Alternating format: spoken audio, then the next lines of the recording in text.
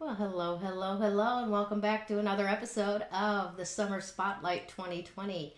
I am your host, Gayle Nicholson. How are you guys doing today? Today is a very, very exciting day for me. Um, just because after the show today, I get to go camping on the Colorado River, and I absolutely adore camping.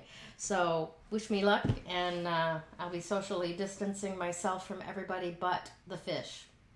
So, help me welcome today. This lady, God, I absolutely love what she's done with what she has, where she's at, and some of the things that she can do to help you write your first book are just off the charts amazing. So, let me introduce her to you. Her name is Mary Yamin Garone. She's a writer, an editor, and a business owner up in upstate New York, and she hosts the website thewiseonewriting.com. Thank you so much for being with me today, Mary. How are you? I'm fine. Nice to be here again. Awesome, awesome stuff. So tell me a little bit about how you went into business. You know, how did you go from what you were doing, whatever it was before, to starting the Wise One Writing? What was your path? I was working for state government for 15 years, and I was in what they call a patronage position, which means you're there at the pleasure of the governor. Um, so three, I think it was three times he was reelected, and the third time he was done, which meant so was I. So I had to figure out what to do. And ironically, my dad, to get me in the beginning, he kind of pulled some strings with some of his political cronies there to get me in. So when I got booted out, of course, being a good dad, he wanted to try to do that again. Mm-hmm. And I was like, no, I don't want, I really don't want to do that. And my mother knew better. And we were in a diner having lunch and having a conversation. And somehow my mother got talking about me not going back into government. And she said, um, I know that it's not what you want to do, so you need to do what it is that you want. So God bless your mom. after a while, um, after a while, I started to get everything happening. But the other thing, when I got laid off, or I don't know if it was laid off or fired, I don't know how you really say that. But my husband saw that as a very big opportunity for me it's kind of like my mom, just encouraging me to do that. So I think it was 1990, it must have been in late 95 or early 96, because I think I left government in 95. That's when I started the Wise One Writing. And the name is a little play on my last name, which is Yamin Garone. Nice. I like that. I like that. I'll be honest with you. When we first started talking and I saw your email address, I reading it out before ever hearing it is like they zone right in. There's a couple of different ways to, to kind of mess that up. Yeah, yeah, Right? yeah. But it is clever, and I really like how you bring your personality into it with the Y, the capital Y. Very, very much so. And my business cards have an owl on them, so that's another little play. Wonderful stuff. Wonderful. Now, in wanting to talk to you specifically about what it is that you do, um, one of the reasons why I was attracted to talking to you is that you've got a very particular way of working with people as a writing coach. Can you give our audience an idea of exactly what to expect when they decide to work with you? Initially, I think what we talked before is the outline, which many aspiring writers don't understand the importance of that. I I think I told I had two clients that came to me for help. Manuscripts completely done, no outline. So we always go. start there. That's the roadmap to follow. And then after the outline, then we start picking the outline apart in whatever section they want us. You don't necessarily have to go from A to Z. You can jump around there, especially if it's nonfiction. And then we just keep going until everything is done. Gotcha. So to kind of create an analogy for that, having an outline for your book is like having a map to where you want to go. You don't want to end up like a Donner Party, right? Dead in the mountains, not knowing how you're gonna survive the end of this story, right? That outline Yeah. really helps you bring it back to it, and like you said, it doesn't have to be linear. You don't have to do chapter 1, chapter 2, chapter 3, depending on the type of the book. Right. Even jumping around, it keeps you contained to what exactly you decided to communicate when you decided to write the book. You say that so nicely, and they fight. They just fight that. I don't need an outline. I'm like, yes, yes, you do. Or I have one, and then it's like, okay, let me see it. It's right And here in my no outline. head. So, okay, no. At the end, they get it when they go through it and they see how it all works. Then they're happy. But in the beginning, a lot of times they don't see the need at first. Yeah. And I know that there are a lot of writers that are like that. For example, George R. Martin, he's what you would call a gardener type of writer, in that he plants seeds and maybe later on they might play out to be an integral part of the story, something that comes back around and surprises you, right? But a lot of times those seeds are just left to wither and die and become storylines that your reader goes, well, what happened to the waitress back in chapter 3 that had so much promise? And trimming those out in your story will take a heck of a lot longer than writing an outline and following it, right? Yes, and again, we talked about having the mind map Mm-hmm. kind of outline, which is all free flowing. Right. I So think they tell me tend more to. about that. Mind mapping is kind of like throwing a lot of paint paint on a canvas. Mm-hmm. They put typically you would put the rough title of your book in the center, and then whatever you want to go in there is either written on this huge sheet of paper or on little post-its. So it's not as strict, and Mm-hmm. it seems to work better because it's not strict. It's again that free flowing kind of thing. I think that's valuable to have those two different ways, because you and I both know there are different kinds of people in the world. There are the linear, gotta go in progression type of people, and there are the creatives that go, okay, I've got all this. How can we contain it and make it communicable? And Mm-hmm. that's a bad word to use, actually. That makes it sound like a disease. Communicatable. Glad we clarified that. Right. Although, if you do want your stuff to go viral, pun Oh, for you there. yeah. But it's interesting because my fiction lady didn't want anything to do with the mind mapping, and the nonfiction surprised the heck out of me because she just went all out. She loved it. She loved it. Phenomenal. Okay, awesome. So that outline, whichever way you do it, creates that foundation, right? Yes. So then, as they're going through, whether it's writing or rewriting from that outline, how do you take them further?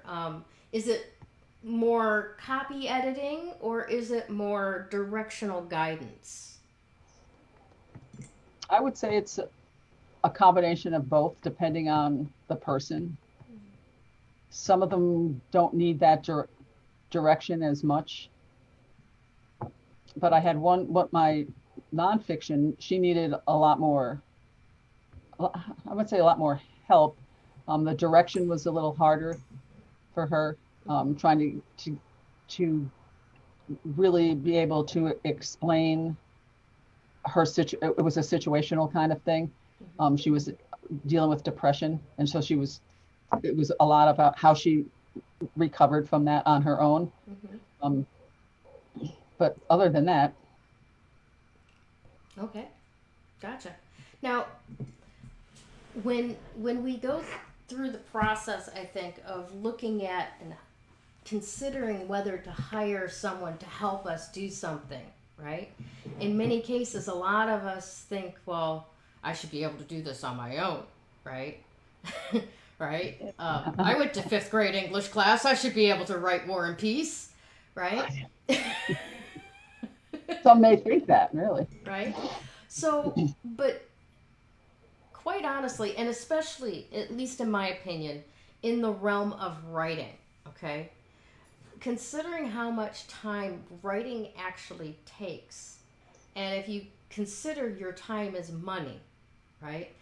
If Hmm. you do this on your own and really don't know how to write yourself out of corners or stay on track, can it actually be a more frugal investment to hire a coach to help you stay on target? Um, and should people consider that when, the time that they will save in completing a finished product when they look at what it's going to take to actually hire a coach? Yes, to the first part of that question. It's interesting because now with I've been doing these, want to write your first book kind of thing, and then one of the questions is something to deal with how they want to do it. I think they don't quite understand what it takes to do that on their own, but they really want to do it on their own. So there's a fine.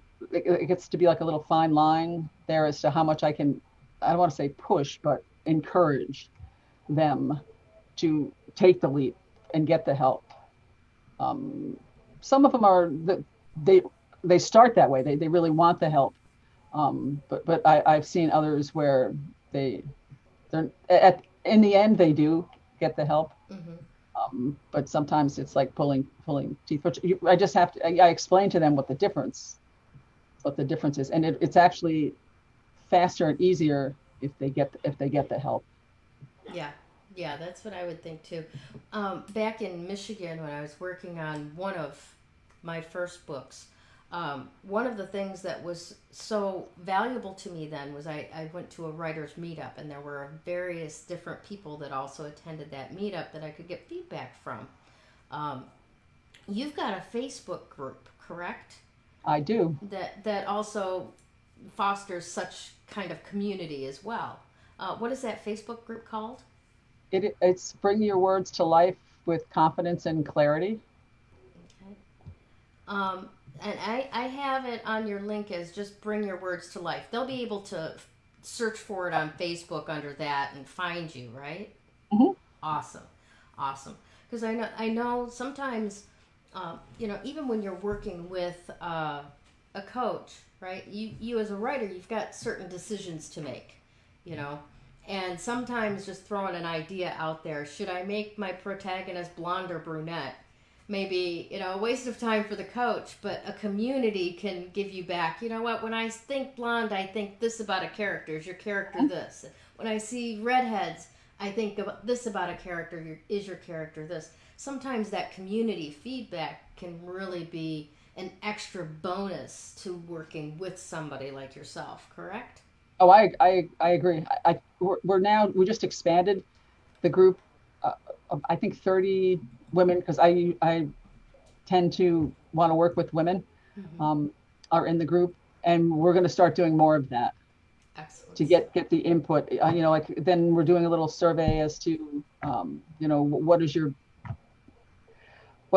biggest problem writing, not necessarily writing a book, just writing. Mm-hmm. And it would be, your outline, writer's block, procrastination, not knowing where to, and a lot of them need that. And that's kind of like a little kick in the butt there, especially if they're stuck on any one of those particular items. And I see writer's block comes up a lot, Mm-hmm. procrastination comes up a lot, and not knowing where to start. Those seem to be the three biggies. Yeah.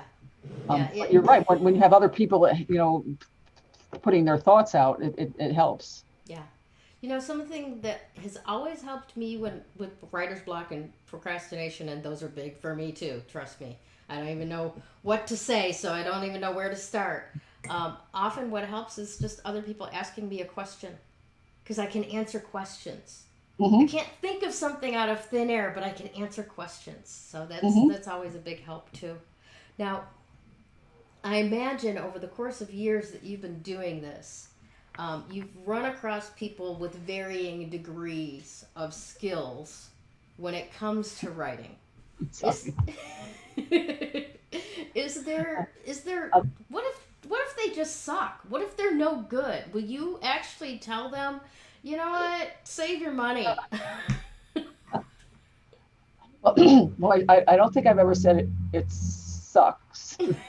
um, I think I try to find a way to make it better, um, and easier, because there's some that, when they start out, they're a little dicey. But if they stick with me, and again, if they see what I do, and how I do it and what I tell them, then it starts to turn around. There is a learning by osmosis when you're working with somebody that's editing you and guiding you, eh? But there have been one or two where you're kind of like, ooh. Yeah. But Yeah. got to go straight ahead, Yeah. straight ahead. I don't think I've ever told someone that I couldn't help them. It may Excellent. take a little longer for you, for instance, than someone else, but Hmm. I've never said I can't. We can't get this to work. Right, right. And there's so many other tools and techniques available too. I think today that there didn't used to be. You know, we have Oh, for we sure. we have Yeah, different brains that learn in different ways best, and not everybody is a words on paper kind of person, but yet they can speak a book that's just amazing. You know, like the verbal storytellers. And you know, now we have these ability to speech to text, and I was just going to say that. Yeah. yeah, yeah. Have you ever worked with somebody that seemed like would be the way for them to best express themselves? I, I haven't done that working with someone, but a friend of mine who I'm helping, I'm doing the editing on her book. That's how she does it. Excellent, excellent. Yeah. Right now, because of the coronavirus and COVID and all of these limitations that we're dealing with, I've had the good fortune to meet up with two other women, and we've been doing these Zoom meetings where we're discussing this thing. And it will eventually end up being transcribed into a book. Um, and that's kind of our way of doing a three-person contributive book, Hmm. that just a new way of doing things. So I just wondered if you were using that technique yet, or you know, if you were open to that kind of technique for people who might have a little bit more challenge in their skills to start out with. And if you don't, that's fine too. I just didn't know if you did. And I think if they tried to get I think I guess it's like dictation, sort of what you're Hmm. saying. Yeah. Um, I think that would be good in the beginning, and hopefully they would get enough confidence to get weaned to Hmm. do a one-on-one Okay. kind of thing. Cool. Yeah. Awesome stuff. Now, give me a little bit more detail about specifically what a writing coach is responsible for doing, right? Because, of course, you're not doing the writing for them, right? And you're encouraging them, but what else can you do that gives them the confidence and gets them to a completed manuscript, one that's How do I worthy of publishing? I think what I do best to instill the confidence is being very supportive, um, and look at what they've done, and be very kind, very kind, and encouraging, because that's how I was when I was starting. My dad was the one that was doing that for me. with my writing. And yeah, I think that's probably the to be a cheerleader, I think too is a, you know, an awful plays an awful big part in that, because if you don't have somebody that's really pushing for you and you're holding their hand Mm-hmm. pretty much, Yeah. and it makes the world of difference. I Because could. if not, there are a lot of them when they come to me are with writing, they're floundering. They don't know, they get stuck. Mm-hmm. They get stuck. They don't know how to start, don't know how to finish, don't know how to do all kinds of things that I give them that little boost. Awesome stuff. Yeah, that was one of my biggest problems in the beginning is I didn't know how to finish. The stories would just go on and on and on because I didn't know how to conclude them. And I know. that is a particular skill. Well, and it's funny because when I do like blog posts for my group or articles, a lot of times I start at the end and go back. Interesting. Interesting. So that brings up a really good point. Not just books, but there's an awful lot of copywriting that needs to be done for online entrepreneurs these days. You know, Hmm. different types of social media posts, all while paying attention to where you're posting, what the audience wants from you there, formatting, and all that kind of stuff. But the copy itself, can you help people with their social media writing? Hmm. I can. Tell me a little bit about what you do there. Well, if we're talking are you blog post kind of social media Blog thing? posts, empathy posts, call to action posts, that type of thing. The blog one's pretty much the easier one to do because for that it's more, I think my editing skills come into play Mm-hmm. there. Again, if they pay attention to what I'm doing, and what I'm telling and explaining, Mm-hmm. over time, that they will be able to get better just by doing that.